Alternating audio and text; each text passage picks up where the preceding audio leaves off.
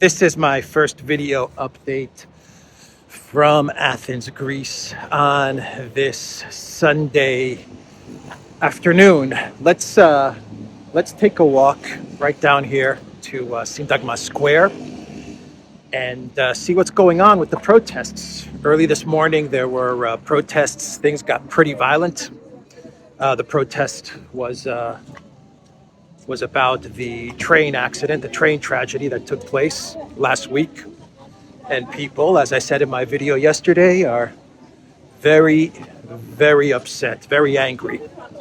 And they want to know how two trains could be traveling on the same track and collide with each other in 2023. How could this happen? And let's walk over to Syntagma and see what's going on. The protests in the morning got pretty violent, but I heard later on in the afternoon things calmed down, and I think by now it should be okay. I read that the police broke up the protests in the morning with tear gas and stuff like that. But let's take a look and see what's going on. You can see the police bus right here. Oh, police everywhere.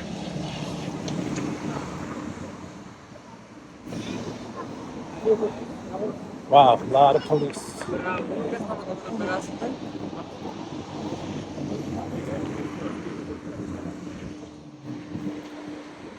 Did I say that we've had 3 days in a row of protests? I think I said that. Yeah, I think I said that. Yeah, Greek society. They're furious, absolutely furious with this tragedy. I believe the largest train accident in Greek history.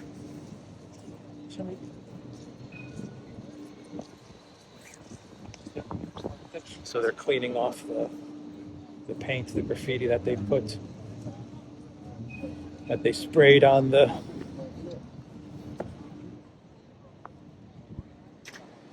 parliament.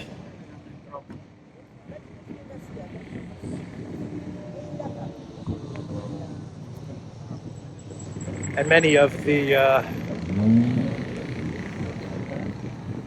people that died were students, university students.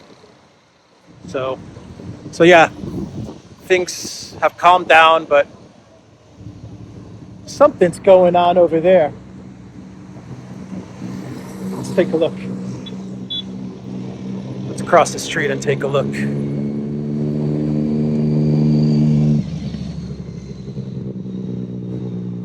We'll talk about some news as well. We'll talk about how about Trump's CPAC speech? That was an interesting speech that he gave yesterday at the CPAC event. We can also talk about the NBC article that says the U.S. is training 2 Ukraine pilots on the F16. That was also an interesting piece of news.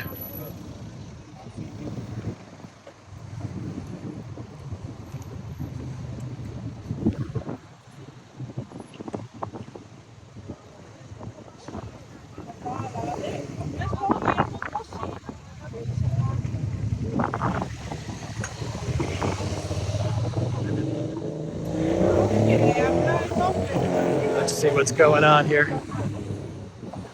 I think the police are over here and the protesters are right down below. I think that's what's going on. We'll have a look. So we can cover the NBC news article, and we can... What else can we discuss? I got a pretty good clown world as well. Another clown world from White House spokesperson Karine Jean-Pierre. She gave another interesting statement yesterday.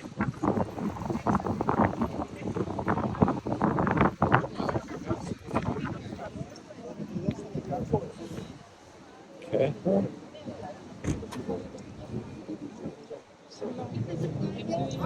Things seem pretty calm.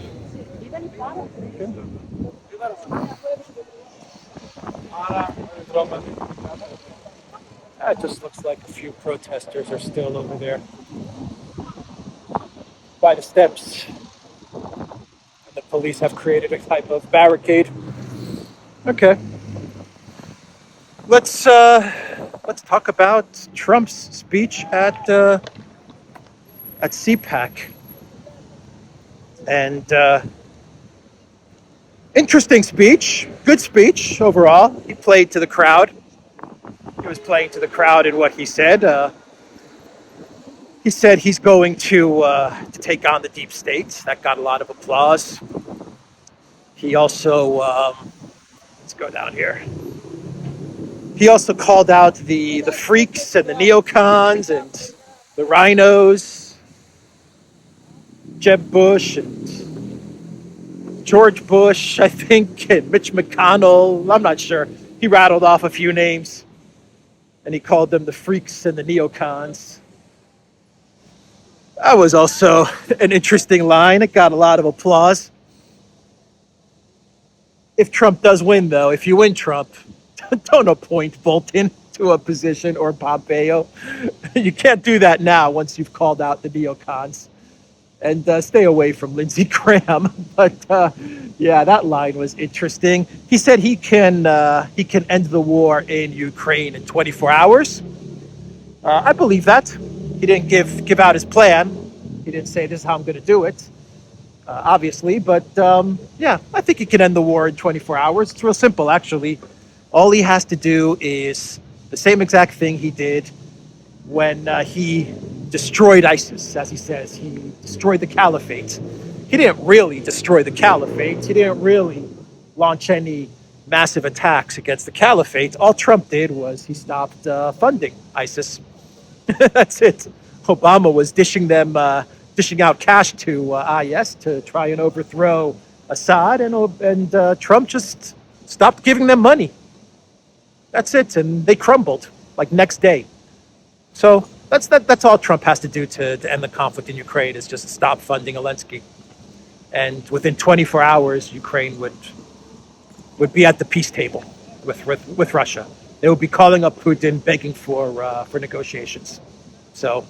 Yeah, it's really, really easy to wind this conflict down, like really easy, if a president wanted to. Interestingly enough, Mark Milley, the top military commander of the U.S., he was in northeastern Syria, which is the part of Syria that the U.S. continues to illegally occupy, and he was there to inspect about a thousand U.S. troops in northeastern Syria, and to see how everything is going. And he kind of reaffirmed the Biden White House's commitment to continue to occupy northeastern Syria. And they were moving out oil the other day as well. And this is a terrible thing, because this is oil, this is money, this is resources that can help the Syrian government, especially now after the horrific earthquake that they had to endure. But nope, the Biden White House, they are going to steal that oil for whatever they're going to do with it, to make a profit, to sell it to fund other jihadists. I don't know. Whatever they do with that oil, who knows? But they're going to continue to steal that oil even after the devastating earthquake. Are there any sanctions against the United States for their illegal occupation of Syria? No sanctions. Has the U.S. been cut from SWIFT? Is the European Union going to ban all? There's.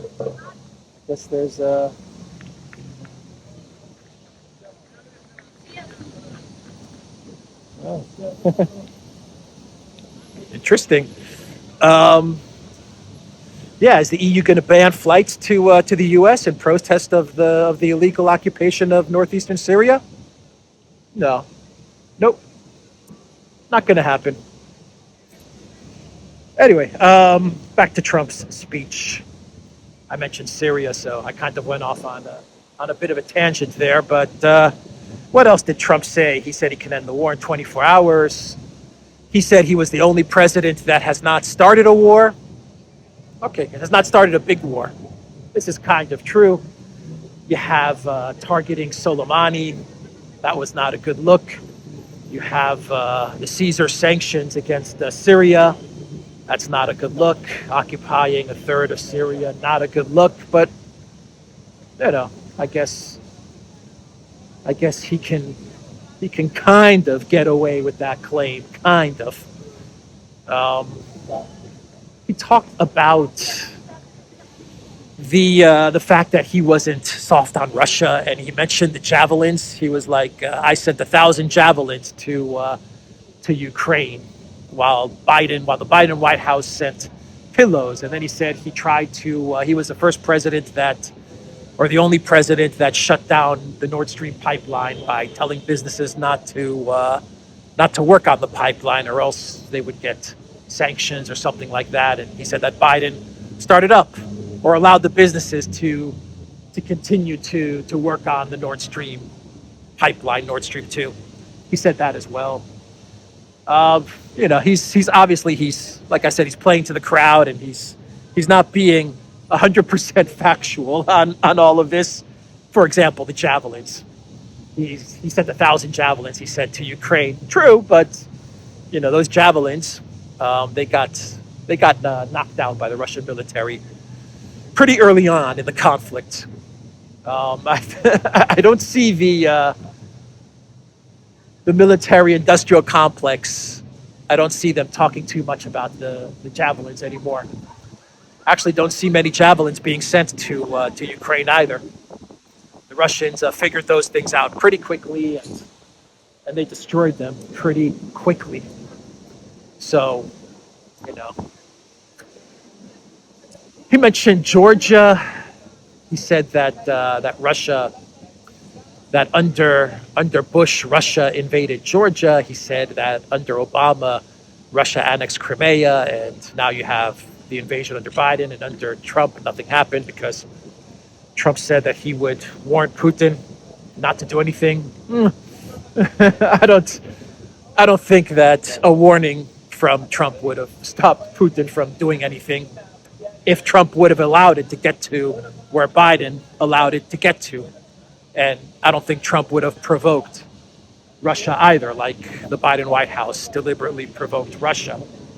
But, the Georgia thing, I think that's kind of already been settled, that the Russians were on the right side with regards to the conflict in Georgia.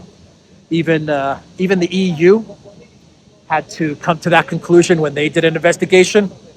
They said that Russia was indeed protecting the peacekeepers there, and they had a right to act. So, I think the Georgia thing has been solved. And as far as Crimea, I don't know why why Trump doesn't talk about the Biden-Obama coup. I mean, you're going to be running most likely against Biden. Talk about the Biden coup in 2014. Why focus on Crimea? Say something like Crimea joined Russia after Biden decided to overthrow the government. That's a good talking point, Trump. I mean, that's a much better talking point than, I'm tough with Russia. I don't know. Anyway, all in all, I think it was a speech tailored to the audience, and I think it was a good speech all in all. I mean, I wouldn't say it was his best. I wouldn't say it was his worst, but it was a strong speech to get his campaign moving along.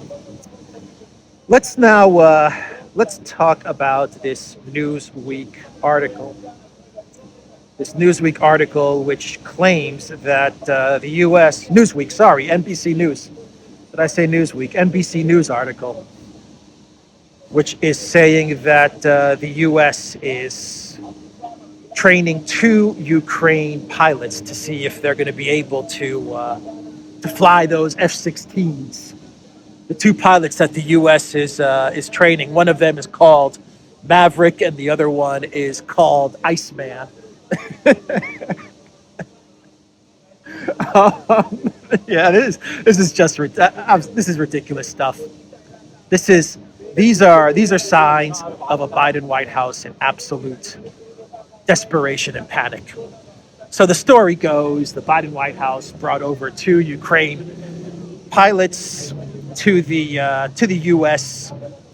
to see if they can learn to fly the F-16s and how long it's going to take them to learn, and to just basically get a feel for if it's even possible to train up a bunch of Ukraine pilots on the F-16s in a very short amount of time, and then send them into battle against the Russians.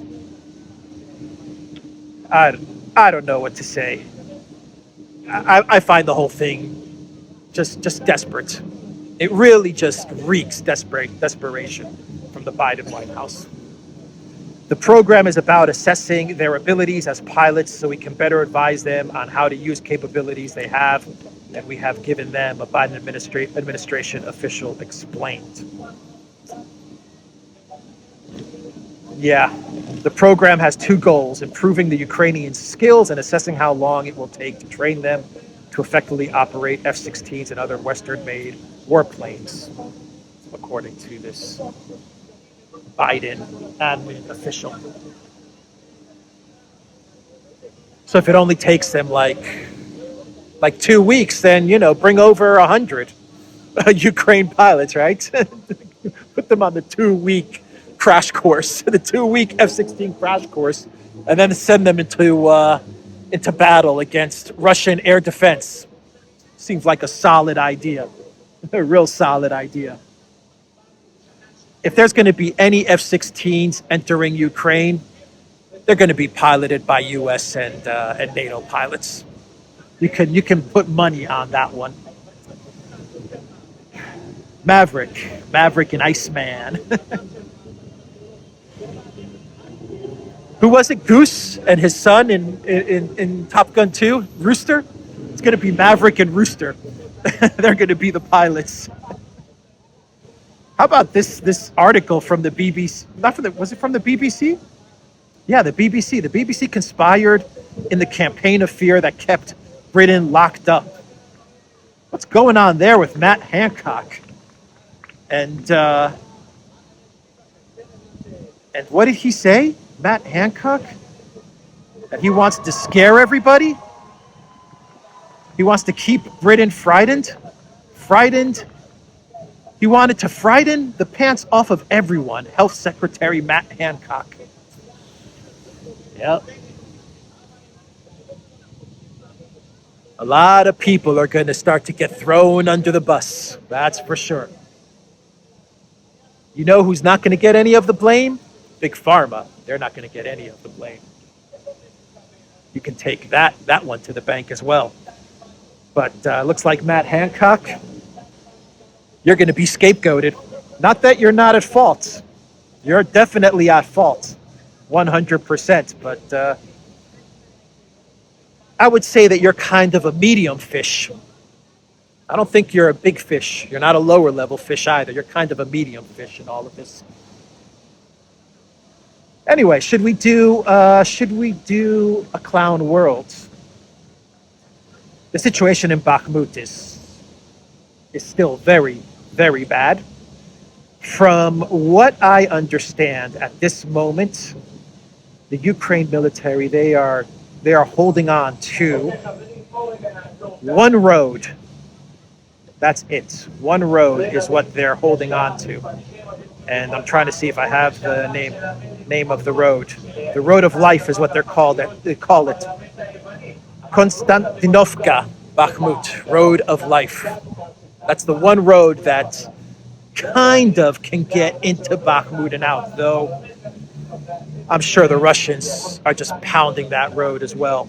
But there are reports that Ukraine is going to be, or they already are, building defenses in Chasny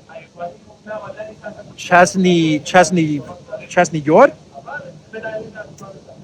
God, I know I messed up that name. Chasov Yar.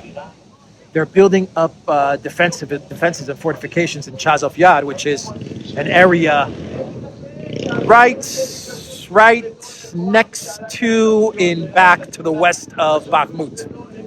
And there are reports that the Ukraine military is sending elite forces there.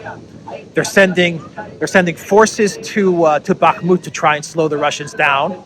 They're sending them into what they call the meat grinder, while they're also sending elite forces to Chasov Yar to build up fortifications, and that's where they're going to make another stand to slow down the Russians, so the Russians don't continue to move further west and liberate, free up the rest of Donbass.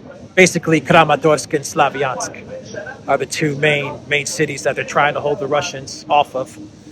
But I can believe this. I can believe that they're building up fortifications in Chasov Yar. I think this is a tour guide.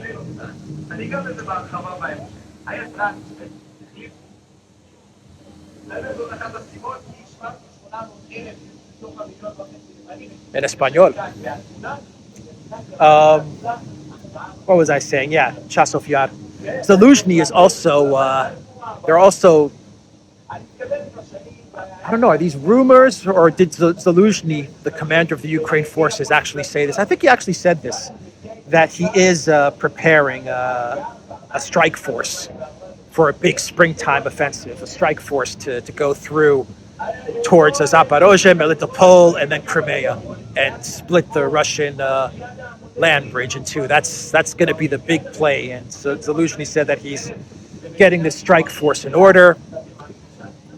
There's news that the UK has trained 10,000 Ukraine troops as well. They're all trained up and ready to go. So, this is the next big move, I guess, is a strike force with troops trained from the UK, as well as these forces that Zaluzhny is training, and they're going to make the big move towards Zaporozhye, Melitopol, and onwards towards Crimea. I guess that's the big springtime offensive that they're talking up.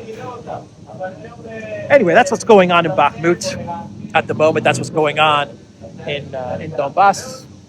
As I always say, for a more detailed analysis as to what's happening on the ground in Ukraine, there is Alexander's daily videos, and he does a great job in analyzing everything. There's Defense Politics Asia, there's Fenty Mapping, there's